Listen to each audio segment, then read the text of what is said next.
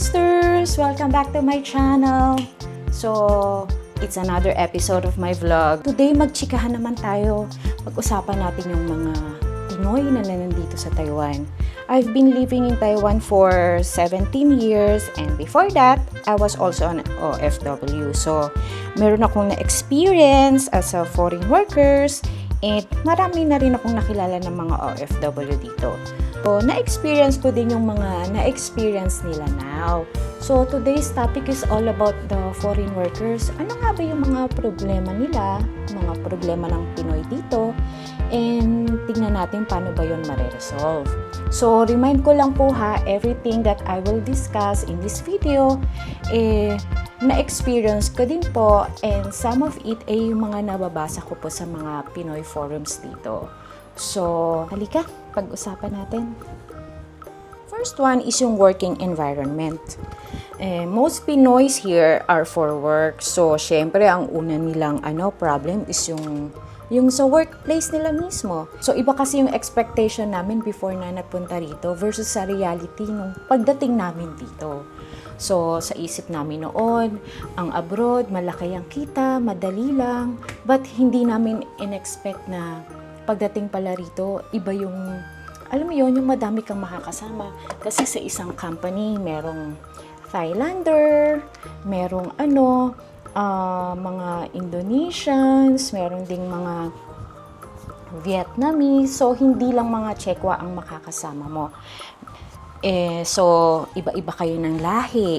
Siyempre, iba-iba ang ugali. Tayong mga Pinoy, matataas ang pride.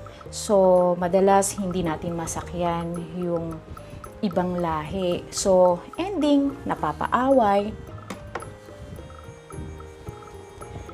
Kasi, minsan mga Chekwa, hindi mo rin makasundo. Minsan naman, mismo mga Pinoy, mismo ang problema. Kasi merong mga Pinoy na pag medyo matagal na, parang nag-iiba ang ugali.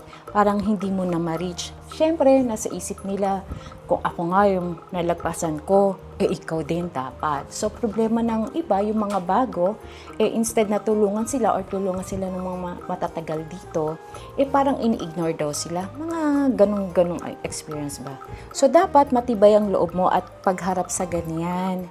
Expect mo na iba ang environment na maaabutan mo dito. Bawal ang mga duwag at iyakin dito ha.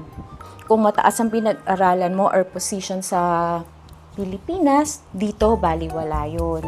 Iisa ang sahod, baliwala ang diploma, and always remember ha that you are bound by a contract. So pag nahirapan ka, huwag kang basta-basta magre-resign nang walang sure work na papasukan dito.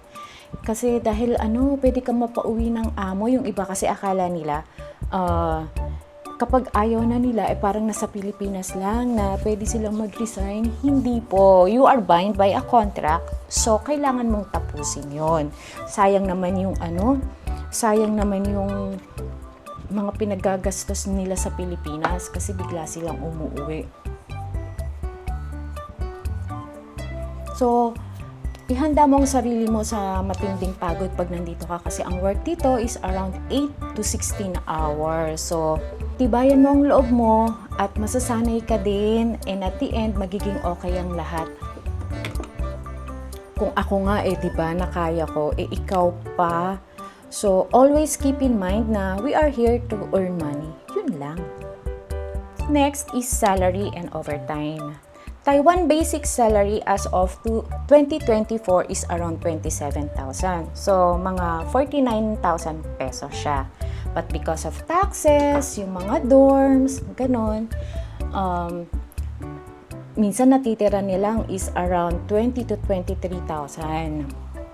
Yung mga nababasa po ninyo na mga overtime pay, dyan sa mga advertisement sa Pilipinas, sometimes ay hindi po true. Not all companies have overtime. Meron man, but it's not all year round.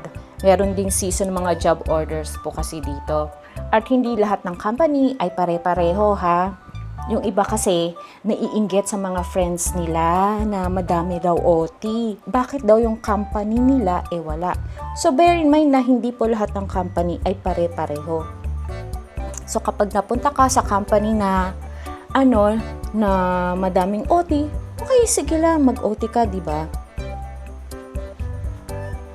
Pag nawala ng OT, edi mag-rest ka. During my time, ang sahod nga lang namin is around 19,000 eh. Tapos pag may OT, 25,000. So after all the deductions, natitira na lang sa akin 15 or 17,000. Pero masaya na ako doon kasi kapag kinonvert mo sa peso, malaki na rin. Magkano lang naman ang sahod ko sa Pilipinas noon. So, suggestion ko is don't compare your salary to others. Always remember na iba-iba po tayo. So, pahalagahan kung ano man yung nare-receive mo, huwag ka lang gumastos ng sobra at I'm sure makakaipon ka. Next is dormitory. Halos lahat po ng mga foreign workers dito ay mga naka-dorms. May libre, meron din namang may bayad. Sometimes sa isang kwarto, 4, minsan 6 sila, ganun. So, meron din naman na yung iba, as in isang floor lang, lahat sila nandun. Imagine mga ilang sila, siguro mga 20 plus, ganun, sa isang lang sila building. So, yung iba, ay hindi talaga makatiis, ay naghahanap ng mga upahang bahay. Although okay naman yon kasi meron kang privacy, but sayang yung bayad. Imagine nagbabayad ka sa dorm, then magbabayad ka sa inuupahan mo. Kahit na kaya mo, aba naman yung gastos, diba? Sayang, magkano rin din ang upa sa isang buwan. Kung yung meron dito, yung mga mag-asawa, umuupa sila, okay yun kasi for their privacy naman. But if you are single, I suggest na wag na lang. Better na magtiis ka na lang and makisama. At least, na-save mo yung pera mo. Next, dormmates. Sa isang room or building, di ba, ang dami-dami ninyo. So, hindi talaga maiiwasan na magkaroon ng conflict eh. And hindi lahat talaga ng mga ka-dormmates mo or ka-roommates mo magiging ka-vibes mo. Yung iba talaga, loner. Yung iba naman, sobrang friendly. Yan. And then, sa schedule, iba-iba. Minsan, sa isang room, may panggabi, may pang-umaga. So, imagine, minsan uuwi ka, may tulog. Hindi ka makapagbukas ng ilaw. Hindi ka makapag-ingay. Ultimo, pagkuha mo ng gamit, hindi mo magagawa. So, minsan naman ikaw ang tulog, pero merong papasok. So, may istorbo yung tulog mo, yung mga ganun ba?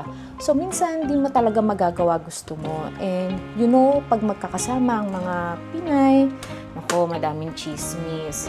So, madalas talaga nagkakaawa yan sa isang dorm. Meron pang, sabi nila, mga ingitera. And then, there are some naman na masyadong malikot ang kamay. So, ayan, nagkakawalaan sila ng mga personal na gamit. Pag yung mga boys naman, ang magkakasama, andun, ayun, ang karamihan, nagiinom. Tapos, meron, syempre, hindi naman lahat. Meron talaga na hindi umiinom. So, ayan, so nagkakaasaran sila or nagkakasamaan ng loob. So, suggest ko lang is, prepare mo talaga yung sarili mo sa mga ganyang situation. And then, wala lang, mind your own business lang para iwas gulo. So, next is food. Siyempre, maninibago kapag andito ka. Iba ang lasa, iba ang amoy ng pagkain dito. Yung ibang Pinoy, ayaw kasi malansa daw ang food or iba ang amoy. Nasa Taiwan nga, pero ang hanap, Pinoy foods. Kahit tikim man lang sa mga Taiwan food, ayaw. Madalas libre ang food. Pag pupunta kayo dito, as I've said, you have to be open-minded. Sayang yung mga libreng food sa dorm or sa canteen kung di nyo kakainin. Mahal din ang budget sa food especially nowadays na lahat ng bagay ay nagmahal. Pag nasanay naman kayo sa mga lasa ng food dito, in the long run, aayaw ka na rin sa mga Pinoy foods. Kasi feeling mo, napakaalat ng mga pagkain natin. So, I suggest kung anong meron, sige lang, kain ka lang, tikman mo. Masasanay ka din. Asawa and girlfriend sa Pinas. Ito ang pinaka-nakakatuwa sa lahat, guys. Kasi, yung mga kwento ng girlfriend and asawa na masyadong strict sa kanilang mga loves na nandito sa Taiwan. Imagine sa umpisa pa lang naman na alam na nila na mag-work dito na mag-work sila sa ibang bansa, di ba? Pero pinagbabawalan nilang lumabas ng dorm o makipagkaibigan man lang sa ibang tao. So after work, ang gusto ng mga nasa Pinas ay diretso agad sila sa dorm. Aba, dapat tatawag agad sa kanila. Bawal makipag-party, bawal makihalubilo sa iba, which for me is very funny. Kasi hindi nila alam ang lungkot ng mga tao na andito, tapos ganun pagagawa nila, di ba? Dapat, i-encourage nyo na makipagkaibigan sa iba para malabanan ng homesickness. Hindi yung sila pagbabawalang lumabas, pero yung mga nasa Pinas, okay lang. Umaattend sila ng party, di ba? Which is unfair. Dapat i-encourage nyo sila to have friends kasi nga po, mahirap kalaban ng homesickness at mahirap din yung mga nag-work sila. Meron silang dinadala na mabigat sa loob nila at wala silang masabihan. At least kayong mga nasa Pinas, andyan yung mga sa katabing bahay nyo lang, yung mga friends nyo, yung family, o diba? So, hindi po always true na maraming tukso sa ibang bansa bakit nagkakahiwalay yung mag-asawa sa Pilipinas. Sometimes, it's just the circumstances lang na nangyayari. So, I suggest, keep an open mind. Trust and support po ang need ng mga family nyo dito. Ayan, youngsters, isa pang problema ng mga OFW ay yung mga relatives nila. Naririnig ko lang naman, meron daw kasi sa mga kapamilya nila, sobra asa sa kanila, yung ultimo pang enroll ng mga pamangkin or pinsan sa kanila hihingin. Kaya ayun, ubos ang isang buwang sahod, minsan kulang pa. Okay lang naman kung para sa mga anak, ayan, yung mismong kapatid at sa magulang, ibigay ang kita. Pero kung pati sa mga anak ng kapatid, mga pinsan, di ba naman? Parang wait lang, mahirap po talaga kumita ng pera. Huwag po nating iasa sa mga nasa abroad. At ito nabasa ko lang sa Pinoy Forums, ang reklamo ng mga nasa Taiwan versus sa Pinas. Kasi sila daw, panay ang work, pero ang mga taga-Pinas kung gumastos, pag hindi nakapagpadala ng malaking pera ay inaaway sila.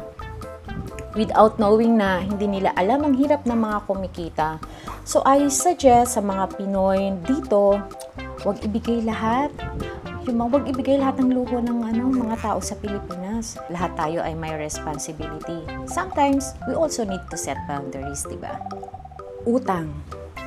At heto na nga, youngsters, pinaka number one siguro ang problema ng Pinoy OFW dito yung mga utang.